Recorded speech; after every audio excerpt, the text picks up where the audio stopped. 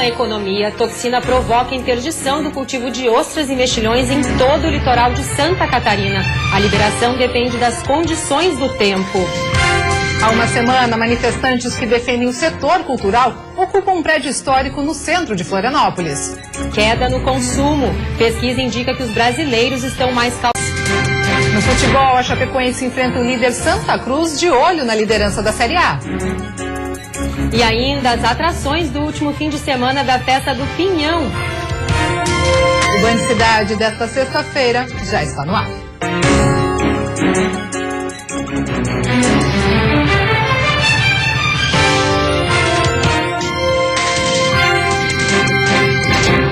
Olá, boa noite. Olá, boa noite para você. A ocupação na sede do Ministério da Cultura em Florianópolis completa uma semana.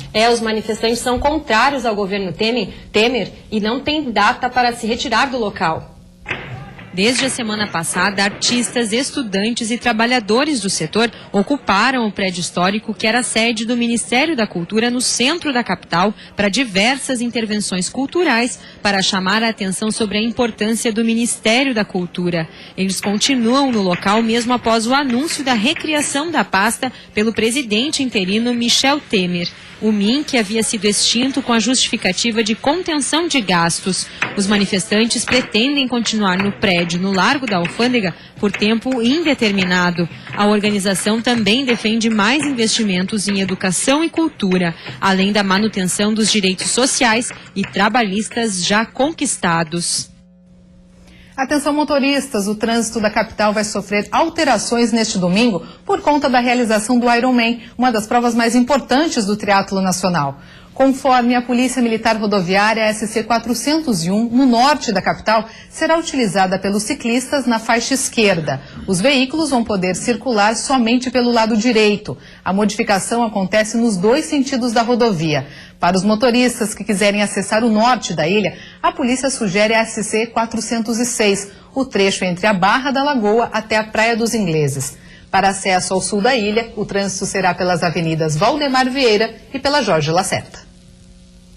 E no inverno, os estoques de sangue ficam ainda mais baixos no país. E aqui em Santa Catarina, a situação não é diferente.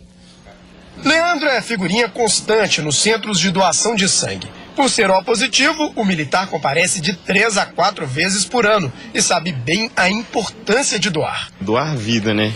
Da mesma forma que hoje eu estou doando para uma pessoa, eu posso estar salvando alguém, um dia eu também posso estar precisando. Por isso que eu tenho esse princípio de sempre querer ajudar o próximo, porque um dia também eu posso ser ajudado. A necessidade de um amigo foi o que levou Luana a fazer a primeira doação da vida. Mas nunca é tarde para entender a importância do gesto. Alguém bem próximo está precisando e eu nunca tive essa oportunidade de alguém precisar assim perto de mim. Agora eu vou buscar vir sempre. A doação de sangue é uma necessidade diária, mas nessa época do ano se torna ainda mais importante.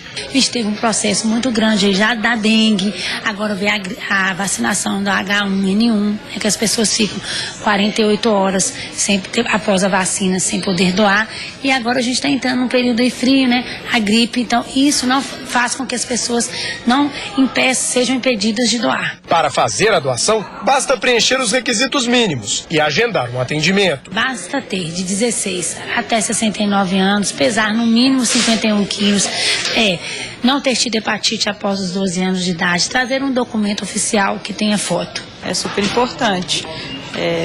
Os estoques mais baixos, eles imprimem uma necessidade da população para a doação de sangue, né? E aí, dói? É fácil? Você recomenda as pessoas a vir? Super tranquilo, pode vir. E a seguir, pesquisa revela que brasileiros estão mais cautelosos na hora das compras. E ainda, feirão da casa própria acontece até domingo na capital.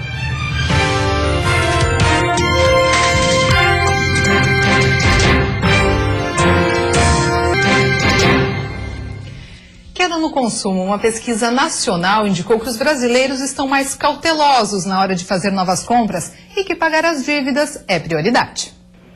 O levantamento é da Confederação Nacional do Comércio e mostrou que em maio as famílias brasileiras compraram menos a prazo. O endividamento, que está em 58,7%, caiu quase 1 ponto percentual na comparação com abril. e também em relação a maio do ano passado, quando chegou aos 62,4%. Esse número caiu um pouco, isso, claro, por conta da diminuição da atividade econômica e da cautela. Além da retração nas novas compras, a inadimplência aumentou um pouco, dos 23,2% que se encontrava em abril para 23,7% em maio. Na comparação com o mesmo período de 2015, a alta chega a quase 2 pontos percentuais. Um cenário bastante preocupante porque esse número tem crescido de forma um pouco mais forte no começo desse ano.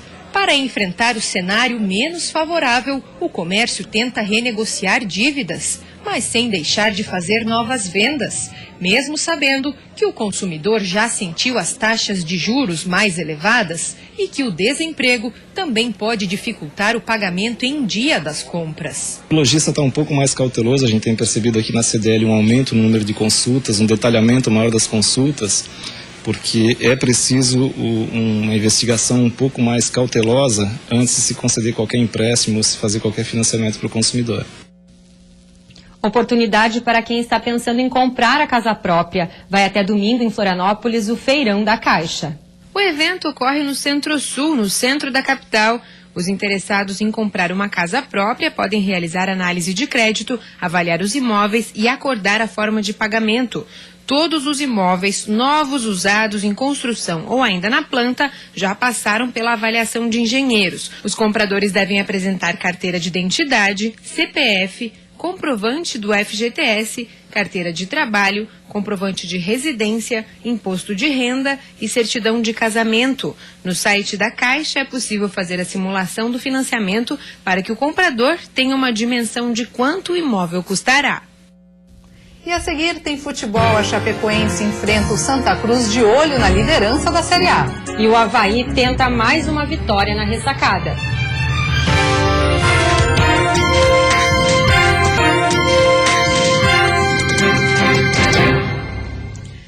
Futebol, o Figueirense enfrenta o Atlético Paranaense amanhã às 6h30 da tarde em Curitiba, buscando a primeira vitória na Série A. Amanhã à noite o Figueirense encara o Atlético Paranaense no gramado sintético da Arena da Baixada. Mas, apesar disso, a grande preocupação do técnico Vinícius Eutrópio não é com o tipo de grama, e sim com a diferença entre os dois times no quesito experiência. Um time que tem, por exemplo, na sua base, 6 jogadores com mais de 2 anos de clube. Então, um time experiente que sabe jogar. E o nosso time, se você analisar, provável time que entra amanhã, 9 jogadores chegaram esse ano. E o que todo mundo quer saber é se esse time que começa jogando amanhã terá ou não o garoto Gustavo Emel no ataque. O moleque entrou no jogo contra o Santos e fez o gol de empate do Figueira, já nos acréscimos. Mas o Eutrópio, na coletiva de imprensa, deu a entender que não vai mudar o ataque. Quando o Hermel estava jogando, a gente falou, o Queiroz tem entrado bem. Aí o Queiroz está jogando, aí a gente está falando, o Hermel tem entrado bem. Aí quando o Dudu estava jogando, a gente fala, o Dudu entrou bem depois. Então, são situações claras, né? Que a gente tem que tentar buscar equilíbrio e tranquilidade para esses jogadores. É o que a gente procura dar. Confiança, tranquilidade. Mas, por outro lado, o professor Alvinegro deixou no ar a possibilidade de poupar o lateral direito Ayrton, que estreou no último jogo, depois de 4 meses parado. É um jogo fora de casa, e aí a gente, óbvio, vai conversar com o jogador e também vai conversar com a parte de fisiologia para ver se ele tem essa condição, para que a gente ganhe ele ao longo da temporada, né? Não podemos pensar, nós temos que ser frios, não podemos pensar só em uma partida.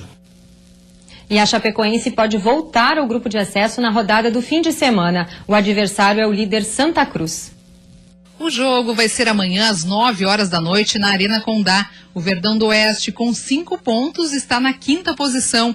O time começou bem o Campeonato Brasileiro, empatando com o Internacional no Beira-Rio, vencendo o América Mineiro na Arena Condá e empatando com o Flamengo em Volta Redonda. Neste jogo, a Chape conseguiu abrir uma vantagem de 2-0, mas acabou cedendo o empate. Os dois times têm em comum um fator muito importante, a regularidade. Dependendo dos outros resultados, a Chapecoense pode terminar a 4ª rodada na liderança do Brasileirão. Pela Série B, a 4ª rodada começa hoje à noite com o time catarinense que está no G4. O Criciúma, terceiro colocado com 7 pontos, enfrenta daqui a pouco o CRB em Alagoas. O Tigre vem de uma vitória convincente e agora quer vencer a primeira fora de casa. Se isso acontecer, a equipe do sul do estado dorme na liderança da competição, uma vez que os 2 primeiros colocados, Vasco e Atlético Goianiense, jogam amanhã. Mas a missão do Criciúma não é das mais fáceis, já que o time de Maceió perdeu 2 jogos seguidos e precisa da recuperação. O lateral esquerdo Marlon, com fratura no nariz e no maxilar, está fora do jogo. Com isso, o técnico Cavalo deve escalar o atacante Niltinho naquela posição e colocar Roberto na ponta, como fez contra o Goiás. No sábado, às 4 horas da tarde, o Avaí, na 8ª colocação com 4 pontos, recebe o Ceará no estádio da Ressacada. O Leão conseguiu um empate importante contra o Luverdense fora de casa, mas agora precisa voltar a vencer diante do torcedor para se aproximar da zona de classificação. E uma das esperanças de gol no Leão é o atacante Tatá, que deixou o dele contra o Sampaio Corrêa. Agora tudo o que ele quer é continuar evoluindo na equipe. Acho que passo a passo a gente vai ganhando cada dia mais durante a semana nos trabalhos. Eu acho que agora temos uma sequência muito grande de jogos e é importante estar descansando, é importante estar se recuperando o mais rápido possível e com certeza aos poucos eu vou estar 100%. No mesmo horário, o Jack joga com o Londrina na Arena Joinville. O tricolor, depois da derrota para o Bahia na Fonte Nova, entrou para a zona do rebaixamento com 2 pontos e precisa reagir na 17ª colocação. Este é o pior começo de campeonato do time do norte do estado desde 2012, quando retornou à 2ª divisão.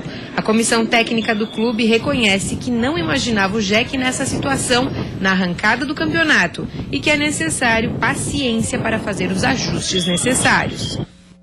E no próximo bloco, os detalhes sobre o último fim de semana da festa do Pinhão em Lages. E ainda a presença de uma toxina interditou o cultivo de ostras e mexilhões no estado.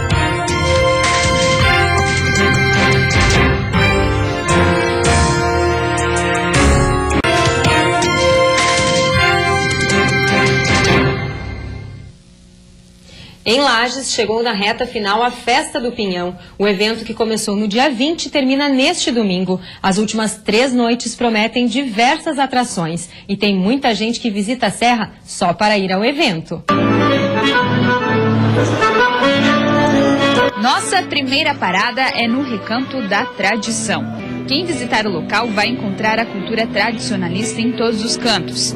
E é aqui que tem uma das comidas mais curiosas da festa, o pucheiro. Uma sopa que leva 6 horas para ficar pronta e faz o maior sucesso. E aqui está o responsável, então, por essa sopa, né, chamada de pucheiro. Então, seu Sidney, como que funciona, então? Quais são os ingredientes que vão nessa sopa? Na verdade, o pucheiro, ele é um prato de origem do Rio Grande do Sul e da região da campanha do Rio Grande, da Argentina e do Uruguai. O pucheiro, ele é a base ou do espinhaço da ovelha, ou nós chamamos do servido do traseiro do gado, que seria a perna traseira, com articulações, com musculatura e tudo. E ele é a base de legumes. Agora chegou a minha vez de provar o pucheiro para realmente saber se ele é saboroso. Realmente é muito saboroso, vale a pena vir até a Festa do Pinhão aqui no Recanto da Tradição provar essa sopa. Mas já que a festa é do Pinhão, o que não falta são comidas à base da semente. Esse hambúrguer, por exemplo, pode não parecer, mas é feito de pinhão. Uma novidade da festa que vem ganhando o paladar de muita gente, viu? Ele é feito com carne de porco, carne de gado e o pinhão moído, né? Como se fosse uma paçoca feito um hambúrguer. Tem ainda o bombom de pinhão. Com leite condensado, pinhão moído e chocolate, o bombom é um dos mais requisitados do evento. Para quem passa por aqui, também pode levar uma lembrança bem doce para casa. E quando o assunto é doce, esses marroquinos também fazem sucesso. Gosto de todos os doces aqui, mas o que mais gostei mesmo foi o goiabada cascão, que a gente come com queijinho junto, né? Que é uma delícia. Mesmo com tanta diversidade na cozinha, Se sair às ruas, adivinha o que é que as pessoas mais gostam de apreciar na Festa do Pinhão? Eu gosto de entreveiro. Gosto bastante de entreveiro. Entreveiro é muito bom. O entreveiro é o queridinho do evento. Feito à base de pinhão, legumes e carnes de gado e de porco, tem também o pinhão no alho e óleo e a famosa paçoca de pinhão. Não é à toa que a festa é uma das maiores no ramo da gastronomia no sul do país.